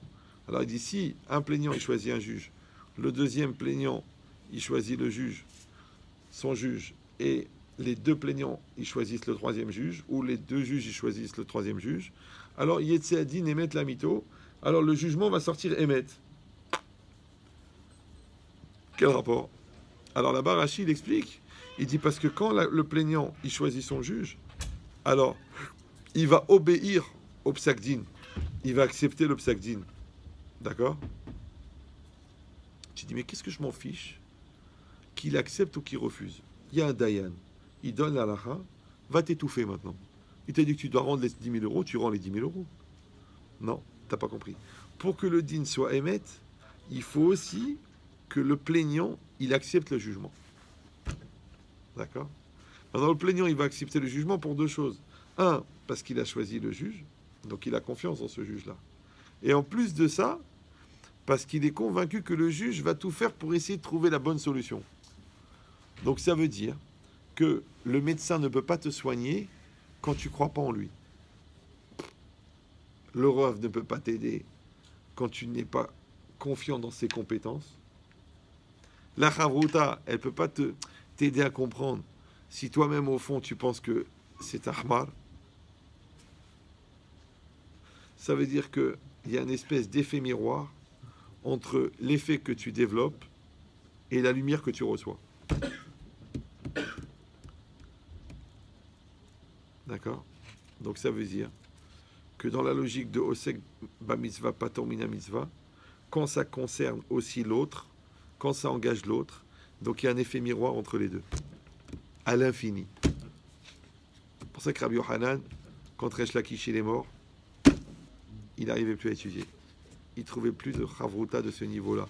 Tu dis, mais attends, mais Rabbi Yochanan, c'était le grand de la génération. Resh Lakish était un Baal Teshuvah, un voyou, un voleur.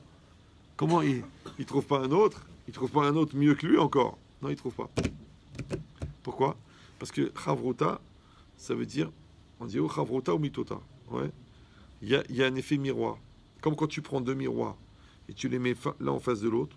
Vous avez déjà fait cette expérience. Tu mets deux miroirs l'un en face de l'autre. Et bien quand tu regardes les reflets, jusqu'où ça va? L'infini. D'accord? Et ben c'est exactement pareil. Quand l'homme et la femme, ils sont deux miroirs, l'infini. L'homme et sa Chavruta, l'infini. Si toi, tu es sérieux avec tes clients, tu vas les garder jusqu'à l'infini.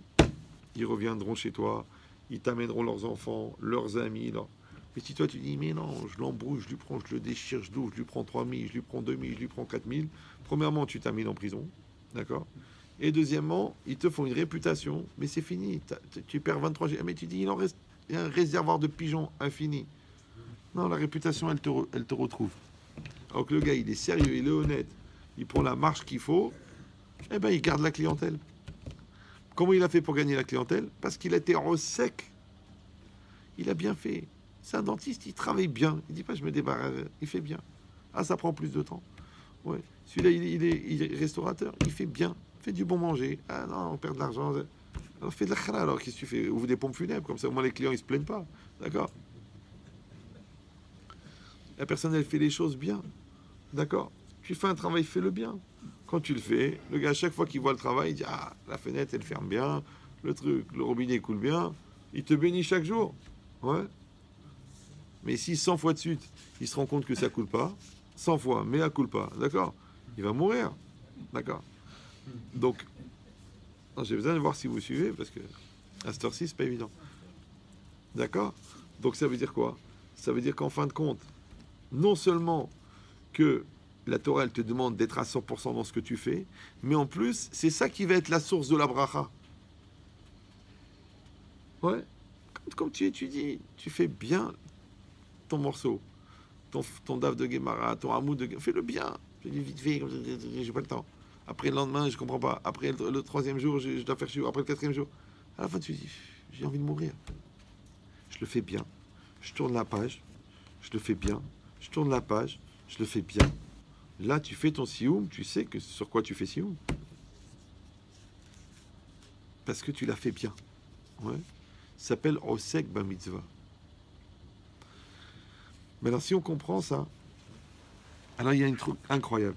Là-bas sur place, à la fin du hamoud de cette Gemara là, Daf Kaf et Hamoud Aleph, quand la Gemara elle a dit que le Khatan, il est pas tour parce qu'il est tarout tirda de mitzvah, il est préoccupé par une préoccupation de mitzvah. Alors là-bas, Rashi, regardez qu'est-ce qu'il dit. Khatan tarin tirda de mitzvah. Le Khatan, il est préoccupé d'une préoccupation de mitzvah. Ça veut dire que si quelqu'un il a une préoccupation de chol, profane, ça ne s'appelle pas qu'il est occupé, qu'il empêchera de faire le mitzvah. Pour être occupé, exempté, il faut qu'il soit une préoccupation de mitzvah. Parce que c'est la mitzvah qui repousse la mitzvah. D'accord? Comme assez d'ochelota assez. Quelqu'un qui est occupé à une mitzvah assez, ouais, il va être exempté d'une mitzvah lota assez. Par exemple, on peut prendre un tzitzit en laine avec un talit en lin. Tu dis, mais je comprends pas, c'est sharatnez. C'est sharatnez. Si tu mélanges, si dans mon costume en laine, il y a un fil de lin là, juste celui-là, là, il est très vicieux celui-là, les gens ils le savent pas, mais souvent l'entourage de la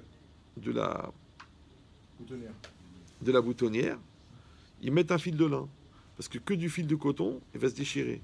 Donc ils mettent un fil de lin qui est solide, et après ils couent autour. Donc ils ont le coton qui tient le lin et la laine ensemble, qui a été rapporté par un auteur marocain qui s'appelait Bo al-Sara, puisque chaque fois que tu pries avec un sharatnez, pendant 40 jours, tes prières ne sont pas entendues. Tu dis, mais je ne savais pas. Même les goïms, ils disent, nul n'est censé ignorer la loi.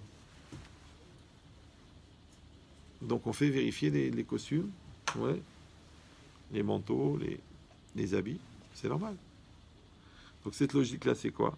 Ça s'appelle que la mitzvah, alors, elle est poteret la mitzvah. Comme le assez, il est dochelota assez. La mitzvah positive, elle repousse l'interdit. D'accord? Mais ici, le khatan, comme il a le souci de la fraude du mariage, donc il n'arrive pas à se concentrer. Comme il n'arrive pas à se concentrer, il est exempté de la concentration du Kriyat Shema. Donc, comme le principal de la mitzvah de Kriyat Shema, c'est la concentration, donc il n'est pas tour. Ça va? Voilà. Maintenant, on a dit la halakha n'est pas comme ça, d'accord? Mais regardez qu'est-ce qu'il dit Rashi. Il dit Ashmo inan kra, le pasuk nous enseigne Delo mechayev le asir darto mi marshavat mitzvah rishona, que le khatan n'est pas obligé d'enlever sa pensée, son esprit, de la première mitzvah, bishvil zo aba alav, pour celle-ci qui se présente à lui. Donc ça veut dire que lui, il est occupé à une mitzvah mentalement, il se présente une autre, il garde sa concentration sur la première, il ne doit pas s'occuper de la deuxième. Et après il continue, et là, il dit, et là, il y a un sok barishona, vous avez compris, il doit être occupé, c'est-à-dire il doit appliquer à 100% la première. Et après, il rajoute un mot incroyable, Rashi, Ve'iten libo liyot baki badavar. Ve'iten libo, et il mettra son cœur, liyot baki badavar, pour être spécialiste de la chose. En vérité, ici, Rashi, il n'avait pas besoin de rajouter ces mots-là. Parce que ça y est, il voulait expliquer quoi? Que quand le khatan il est préoccupé par une mitzvah, il n'a pas besoin de faire une autre mitzvah. Ça y est, on a compris. Donc c'est ce qu'il a dit. Il a dit que puisque lui, il n'est pas obligé d'enlever sa pensée de la première mitzvah pour faire la deuxième. C'est bon. Pourquoi il a rajouté Veiten libo liot baki badava? Ouais. Veiten libo, ça veut dire, si on traduit littéralement, il mettra son cœur, ça veut dire en français, il portera son attention, d'accord? Il prendra à cœur Liot Baki Badavar, pour être spécialiste de la chose. Alors c'est quoi un Baki? Un Baki, c'est pas une forme de sushi, d'accord? Un Baki, ils suivent quand même. Hein. Un Baki, c'est un spécialiste, d'accord? Vous savez, quand vous allez voir un spécialiste des tapis persans, un spécialiste de l'audit immobilier, un spécialiste, je sais pas moi, de l'implant dentaire, il y a des spécialistes. Alors un spécialiste, moi j'ai fait des implants, j'étais chez un autre dentiste dans une autre ville, le mec il m'a fait une radio, il m'a dit, qui c'est qui vous a fait ça, monsieur? Le mec il voit, il dit, ça c'est un travail de spécialiste. C'est bizarre, non? Il n'y a rien, c'est une radio. Ça veut dire que chaque spécialiste, il est spécialiste. D'accord? Maintenant, le spécialiste, il a été formé par un spécialiste qui lui-même était spécialiste. Celui aussi a été formé par un spécialiste. Alors moi, j'ai posé une question idiote. Je me suis dit, mais le spécialiste, le premier, qui c'est qui l'a formé? Il a pas pu être formé par un spécialiste puisque c'est lui qui a créé la spécialité. Ça va?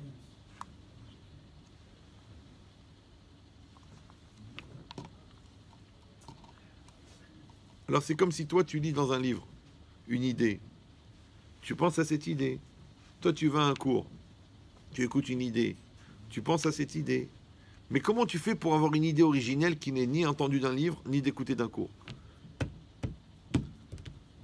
D'où elle vient? Si tu la connais, c'est que tu l'avais déjà entendue.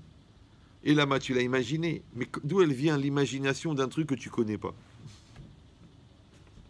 Alors tu dis, en français, j'ai réfléchi.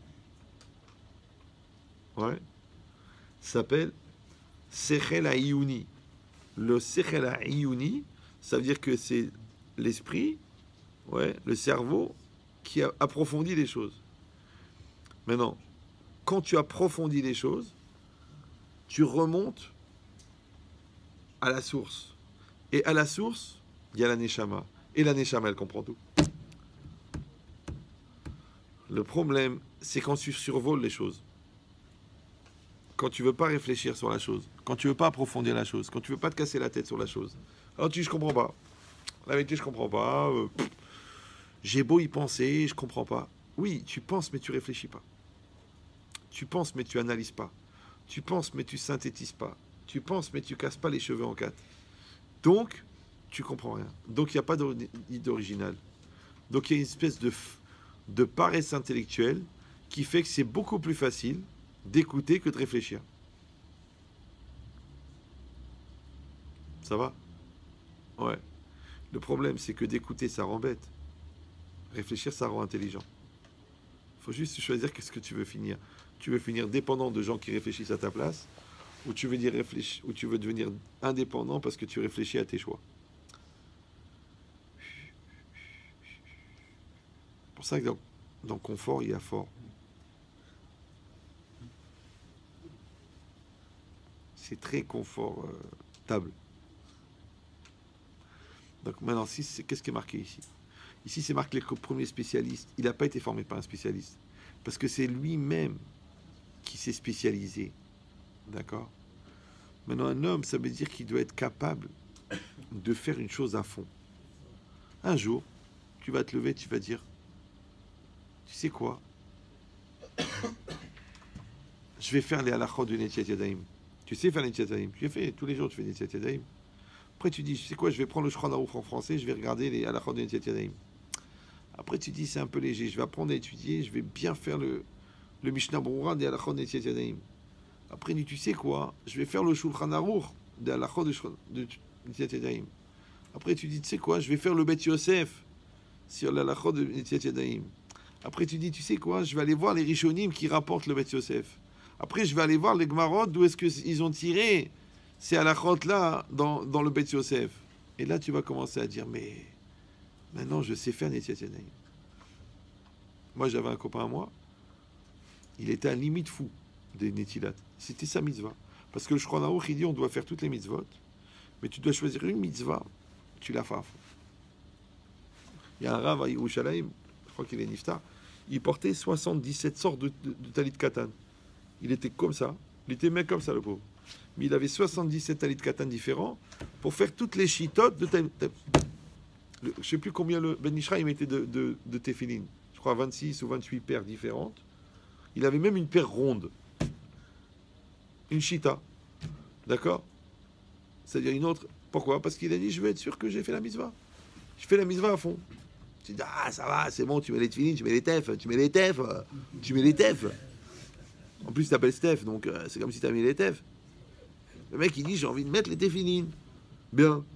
Ouais, parce qu'aujourd'hui, le mec, il les met là, après, il les met de côté, après, il les a achetés dans un truc bidon, il manque une paracha. Un jour, il l'ouvre, il trouve le Parisien dedans. Oh, ça fait 32 ans qu'il met le Parisien, je te dis pas, c'est sûr qu'il va devenir journaliste, le gars. Ouais. Qui m'ont dit de les faire vérifier. En plus, tu les as achetés chez un mec, tu vois, il est en train de fumer un joint quand il te les a vendus, tu as bien compris qu'il y avait un problème. Oui, mais de toute façon, le rabon, il est sur lui. Oui, la faute, elle est sur lui, mais toi, tu n'as pas mis les tefilines. Oui, mais je l'ai fait avec une bonne intention. Ok, tu vas aller au lamaba des intentions, toi. Donc, ça veut dire quoi? C'est que la personne, ouais, elle va bien apprendre, elle fait bien les tefilines. Oui. La souka, c'est pareil. J'ai de la peine des fois, je vois des gens, ils s'escrintent, ils fabriquent, ils payent, ils trucs. Tu regardes la souka, elle n'est pas cachère. Elle n'est pas cachère. Le mec, il a payé 800 €, il a accroché avec des fils de fer, il a pris du scar qu'il a acheté chez Truffaut, qui est pas saoul, ouais. Je sais pas, ça fait de la peine. Et puis déjà, il fait de la souka, il attrape froid, il attrape une pneumonie, il en est même mort, ouais. C'est dommage, pourquoi?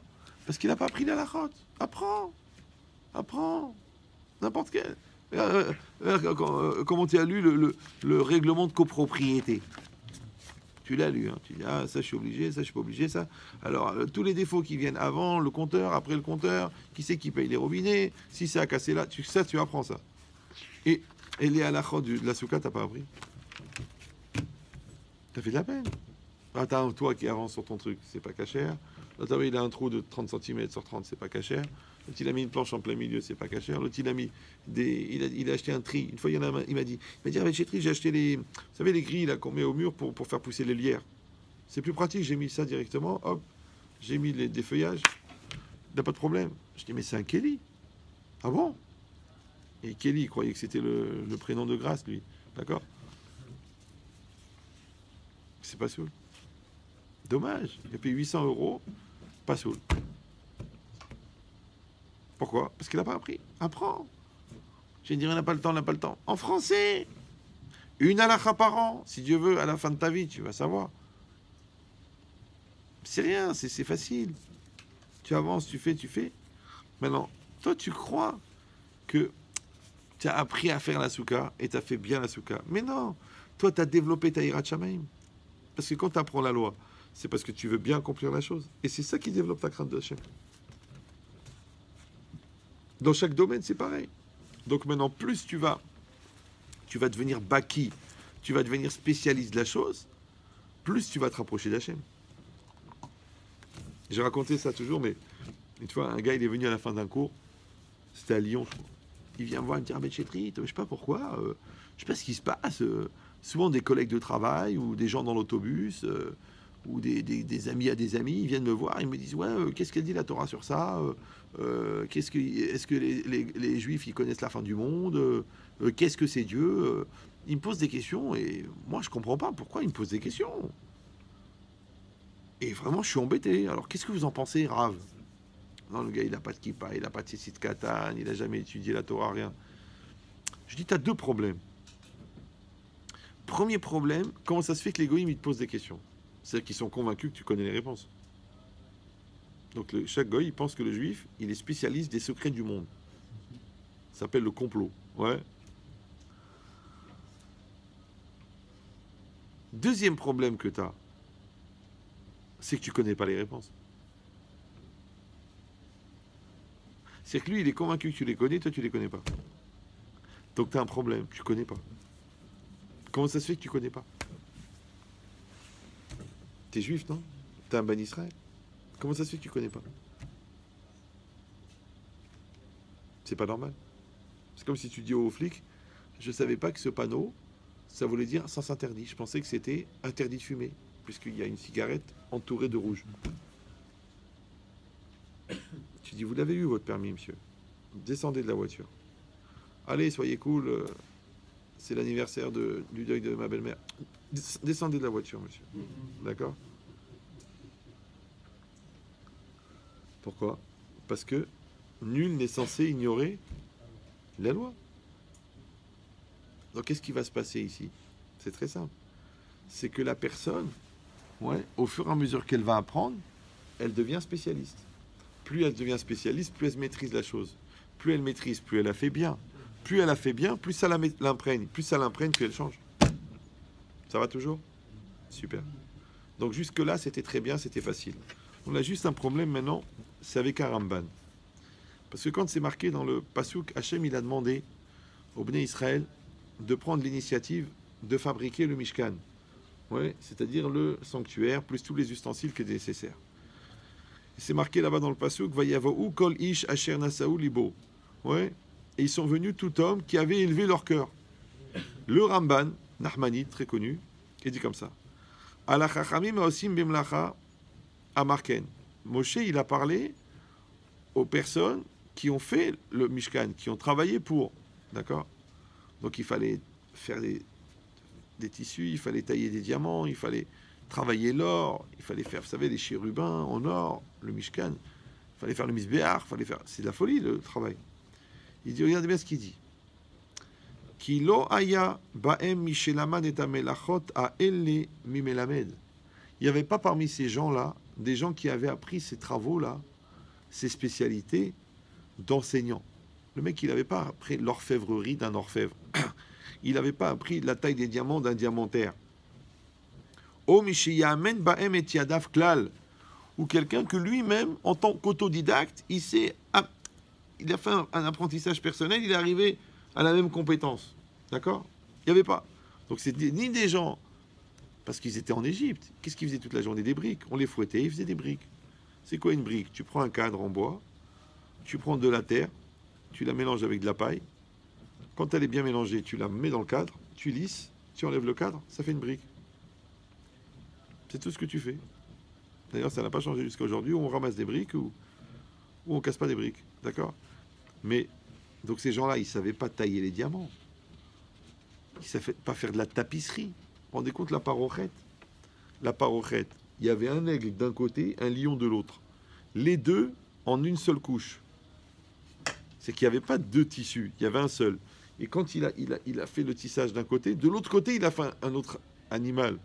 Mais c'est une chorma que même les grands tapissiers, ils n'ont pas trouvé. Comment ces gars-là qui ne savaient même pas qu'est-ce que c'était un fil et une aiguille, comment ils ont réussi à faire ça? Alors il répond. Il dit aval, matza betivro sheyada la asotken. Il a trouvé dans sa nature qui savait faire cela. C'est pour ça que c'est marqué Vaikba libo bedarke Hashem. Il a élevé son cœur dans les chemins d'Hachem.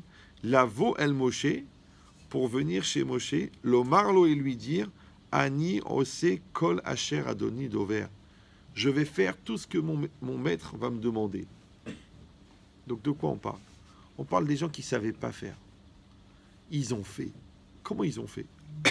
On a dit parce qu'ils ont été formés, parce qu'ils ont pris du temps pour devenir spécialistes, parce que... Non. Ils ont dit on va le faire. On va le faire, ils l'ont fait. Donc maintenant on arrive à un niveau où la notion d'apprentissage, elle disparaît. Alors pour à chaque fois dans ce cours, je raconte que moi j'ai lu beaucoup de livres sur la Shoah, sur la guerre. Il y a un livre qui s'appelle Au-delà de l'enfer, qui a été écrit par Monsieur Sylvain Kaufmann, Zichrono Libracha, qui est le père de Rav Kaufmann de Bnei Brak, qui a écrit les livres sur le Chinuch et tout ça. Et là-bas, il raconte que il avait remarqué que les Allemands, ils marchaient même, ils laissaient vivre plus longtemps les gens qui avaient une spécialité. Le gars qui est juste ouvrier comme ça, il cassait des cailloux, après il l'envoyait aux chambres à gaz. Mais le gars qui était ingénieur, il vivait plus longtemps. Il avait remarqué ça. Maintenant, lui, il était jeune, il était genre apprenti pâtissier. Un jour, les SS, ils sont rentrés, ils ont dit, est-ce qu'il y a parmi vous un ingénieur chimiste? Lui, il a levé la main. Non, lui, il sait faire la pâte feuilletée, la crème citron, tu vois. Ingénieur chimiste. L'allemand, bien sûr, qui malgré sa définition de naze, n'était pas complètement nazi, ouais. Il prend un déporté qui était vraiment ingénieur, il lui dit interroge-le, pour voir s'il est ingénieur. Donc imagine maintenant, il y a le jeune homme là, il y a le déporté ingénieur, et il y a le nazi avec la main sur le pistolet. Il voit, si l'autre ne répond pas, il lui tire une balle dans la tête. Alors il lui pose une question, il lui dit comment se comporte le manganèse à moins 40 degrés. Maintenant l'autre, il ne sait même pas ce que c'est le manganèse, il croit que c'est un département du Congo, d'accord? Alors, il fait comme ça, l'autre il le regarde, il dit mais t'es fou, il va te tuer. Alors il lui souffle la réponse, l'autre il donne la réponse, il répond. Alors le nazi dit alors il connaît, c'est bon. Allez hop, ils ont foutu un ingénieur. Pendant 6 mois, il était ingénieur dans le camp, mais il n'est pas ingénieur. C'est pourquoi on met 4 ans pour devenir ingénieur? Parce qu'on a du temps. Mais quand c'est une question de vie ou de mort, combien de temps ça prend? 5 minutes.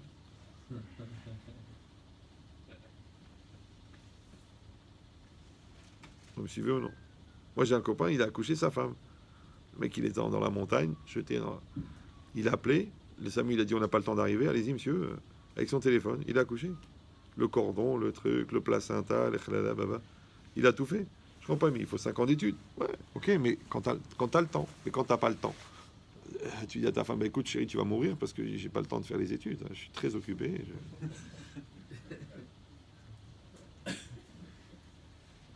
Une fois en gain, tu connais en gain, Rabbeinu, ouais. Il y a une femme qui vient me voir. Elle me dit, Rabben Chetrine, j'ai un problème. Je dis, c'est quoi votre problème, madame? Eh bien, vous savez, le docteur Intel, un médecin marocain, ouais, il était non-juif. Eh bien, il lui a enlevé l'ordre des dentistes, il lui a enlevé la plaque. Pourquoi? Parce qu'il se trouve que ce monsieur-là, il y a 25 ans, il était assistant dentaire chez un dentiste au Maroc. Il est resté là-bas pendant 1 an, 2 ans. Il a appris comment il a fait. Il est venu à Paris, il a fait un faux diplôme, il a ouvert un cabinet, il a soigné les malades. Voilà. Un installateur de salle à manger. Je dis alors c'est quoi le problème? Elle me dit le problème. Je dis c'est bien madame, ils l'ont trouvé, ils l'ont dénoncé, ils l'ont arrêté. Il a dit mais attendez, mais moi j'ai un problème. Elle me dit c'est quoi? Elle me dit mais moi il m'a fait tout ça. Ma fille elle lui a fait ça, mon cousin lui a fait ça, ma soeur lui a fait ça. Et ça traîne très bien, ça fait 20 ans. Alors j'ai un problème maintenant. Elle me dit oh, c'est quoi votre problème? Je dis comment lui il a appris en 6 mois? Qu'est-ce qu'ils font les autres en 6 ans?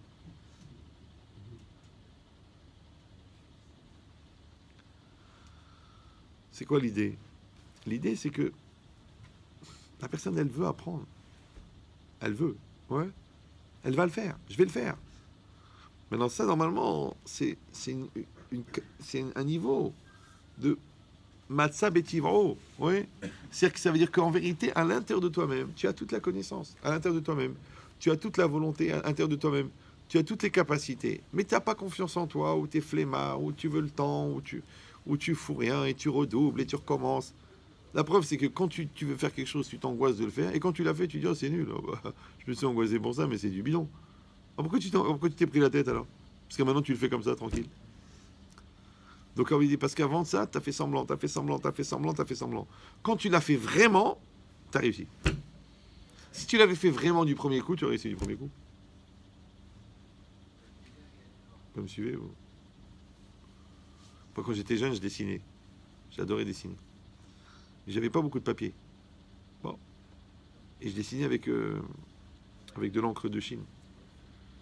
Et l'encre de Chine, c'est pas comme un crayon. Tu gommes. Il n'y a pas tu gommes. Donc j'étais obligé de dessiner bien du premier coup. Vous me suivez ou non? Et pareil, à l'école, je voulais pas faire des brouillons. Donc j'étais obligé de faire du premier coup. Donc je faisais la disserte sans brouillon. Direct. Les gens ils m'ont dit, mais de toute façon, tu as le droit de faire un brouillon. Pourquoi tu fais pas de brouillon? Je dis, parce que je veux pas que mon premier mariage il soit le brouillon de mon deuxième. Je fais pas de brouillon. Je fais bien du premier coup. Tu apprends. Tu me dis le mot précis. D'accord? Tu réfléchis avant et tu donnes de la conviction. D'accord? Et tu te concentres et tu réfléchis avant et tu fais la chose bien. Et tu fais un plan, un business plan et tu l'appliques bien. C'est pas que tu dis au fur et à mesure, on va essayer de voir si on arrive à... Et à la fin, tu dis, eh ben, ça fait une expérience et c'est que 60 000 euros, grâce à Dieu, ça aurait pu être pire. Et à la fin, tu as fait tellement de dépôts de bilan que finalement, tu prends tous tes bilans, tu achètes un dépôt et tu les déposes sur des étagères. Ça fait un dépôt de bilan. Ou non, tu fais bien le calcul, bien le plan, bien le truc et tu le fais bien. Ça s'appelle Veiten Libo Liot Baki Badava. D'accord? Ça veut dire que le fait d'être investi, le fait de faire la chose entièrement, le fait de le faire avec un contrôle, le fait de le faire avec une bonne volonté, le fait de le faire en priant Hachem, en demandant à Hachem qui t'aide, en fait, tu crées une réalité. On a dit où Hachem est associé, et plus tu le fais bien, plus tu deviens spécialiste de la chose. Ici, c'est marqué que même la première fois, tu peux le faire bien. Tu peux le faire bien la première fois. Mais il faut que tu apprennes à faire la chose de tout ton cœur. Oui. Il dit ça s'appelle Osek ba mitzvah, pas tormina mitzvah. D'accord? Parce que tu es au sec. Donc quand tu veux faire un cadeau, tu réfléchis bien. D'accord? Quand tu veux parler, tu prépares bien. Quand tu veux donner un chiot, tu prépares bien. Donc tu as fait ce que tu as à faire. Après, c'est facile. Mais les gens, ils font le contraire. Moi, des professeurs me disent, oui, j'ai des difficultés avec ma classe, il n'y a pas de concentration, il y a le balagan dans la classe. Je fais, mais tu prépares la Mishnah? Tu la prépares dans le train? Il m'a dit, bah, c'est des gosses de CE1. C'est ça ton problème. Tu travailles pas. Comme tu fous rien, le gosse, il voit que tu maîtrises pas le sujet, il faut le balagan. Ça veut dire que la pagaille qui est en face de toi, c'est juste le reflet de la pagaille qui est en toi. Mais toi, tu t'es dit, au fur et à mesure, je vais improviser, Non, mais tu peux improviser, mais il faut avoir du recul. Ouais. Comme tu as bossé 15 ans, tu peux improviser. Mais si tu n'as jamais bossé, toute l'improvisation, c'est quoi? C'est des tralouettes.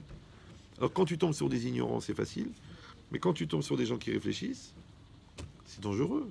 Parce qu'ils vont voir que ça ne tient pas la route, ce que tu racontes. Parce que tu n'as pas travaillé. Donc, qu'est-ce qui fait que l'autre, il comprend ce que tu dis?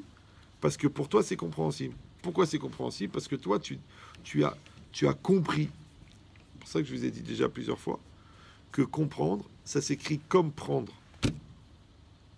Ça s'écrit pas comprendre sans vous prendre pour quoi que ce soit. Ouais. Ça s'écrit avec un M, ça s'écrit pas avec un N. Parce que comprendre, c'est comme prendre. Et prendre, c'est saisir. C'est un synonyme de saisir. Et saisir, c'est faire un avec la chose. C'est pour ça quand tu dis à quelqu'un, mais est-ce que tu saisis ce que je dis? Le mec, il dit, je peux pas saisir le fil de ta pensée. Alors, vous parlez français, non? Donc, quand quelqu'un il dit, ben, je saisis ou je ne saisis pas, ouais, ça veut dire quoi? Ça veut dire que tu ne fais pas un avec la chose. C'est pour ça que la da'at, dans la Torah, ça ne veut pas dire savoir. Ça veut dire faire un. D'accord? Donc, ça veut dire que si toi, tu ne fais pas un avec ton sujet, en français, on dit, tu ne maîtrises pas ton sujet. Donc, ne dis pas, le gars, il comprend pas. Tu dis, c'est moi qui ne suis pas compréhensible. Maintenant, pourquoi je suis compréhensible? Parce que moi, j'ai compris. Pourquoi j'ai compris? Parce que j'ai investi, j'ai sacrifié et j'ai maîtrisé. À ce moment-là, c'est bon. La chose que tu maîtrises, elle va être maîtrisée. C'est pour ça qu'on dit que Einstein, quand il a exprimé la relativité, il y a 3 mathématiciens au monde qui ont compris de quoi il parlait. Alors qu'Einstein, il pouvait expliquer à un enfant de 8 ans, il comprenait du premier coup. Alors pourquoi? Parce qu'Einstein, il a compris. D'accord? Maintenant, la relativité en soi, c'est quelque chose de très abstrait, très compliqué. Donc quand tu le lis dans un livre, tu vas comprendre ou tu vas pas comprendre. Mais quand c'est Einstein qui t'explique, lui, il a compris. Donc tu reçois pas seulement l'information, tu reçois aussi son degré de compréhension. Donc si toi tu veux enseigner, il faut que tu sois clair. Sinon tais-toi, fais cette mitzvah. Tu dis non mais c'est pas grave, c'est pour faire du bruit, ça fait de l'ambiance. En plus j'écris des choses qui sont vraies, et de toute façon elles sont déjà prouvées, mais ça sert à rien. Parce que si même toi, tu lis par exemple un texte intelligible, en te concentrant pour ne pas comprendre ce que tu dis, tu verras que le gars qui t'écoute ne comprend pas ce que tu racontes, bien que tu lis quelque chose qui est intelligible. Vous suivez ou non? Pourquoi? Parce que c'est ta compréhension qui fait que l'autre comprend. Ça s'appelle Dvarim Ayotzi Minalev Nirtasim Lelev. Les choses qui sortent du cœur, elles rentrent dans le cœur. Donc c'est la même chose. Maintenant, pour que toi, ça rentre dans ton cœur, c'est ce qu'il a dit, Ve'iten libo, ouais, il faut que tu fasses la chose à 100%. Donc toi, tu t'habitues à faire ce qu'il faut, quand il faut, au moment où il faut. Et à dire le mot qu'il faut, et avoir le geste qu'il faut, et avoir l'attitude qu'il faut, et avoir le visage qu'il faut. Donc si toi, à chaque fois, dans la mosaïque de ta vie, tu mets la pièce au bon endroit, à la fin, tu vois une fresque. Ouais. Mais si tu mets pas exactement le mot, tu fais pas exactement le geste, tu n'as pas exactement la pensée, au lieu d'une fresque, ça s'appelle une presque. C'est presque. C'est dommage. C'est presque. Mais c'est pas une fresque. Toi, tu fais une fresque. Ouais. Et à la fin, quand tu te retournes, tu vois ta famille, tu vois tes enfants, tu vois ta vie, tu vois tes mitzvot. Tu dis, bah, oh Hachem, quelle œuvre d'art. C'est une fresque. Mais quand tu fais une fresque en mosaïque, tu sais, c'est des petits cailloux. Hein. Des petits cailloux, un à côté de l'autre, un à côté de l'autre, un à côté de l'autre.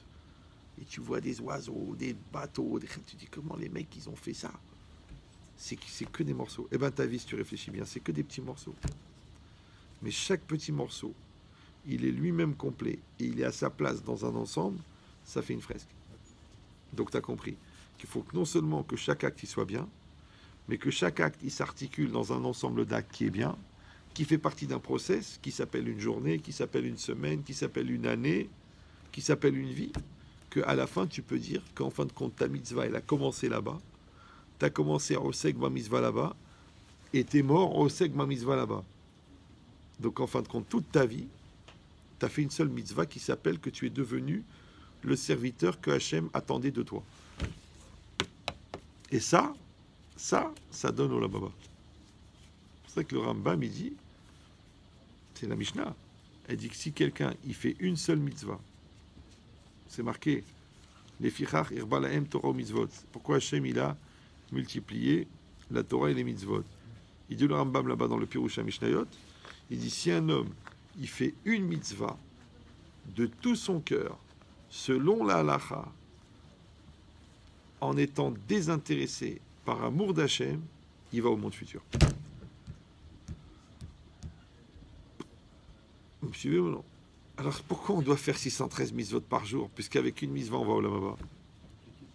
Alors il dit le Rambam, parce que pour faire une mitzvah, les Shem Shamaim, selon la halacha, par amour d'Hachem, sans aucune forme d'intérêt, pour arriver à une mitzvah comme ça, il faut faire des millions de mitzvot. Hazak Baruch. Beaucoup d'entraînement.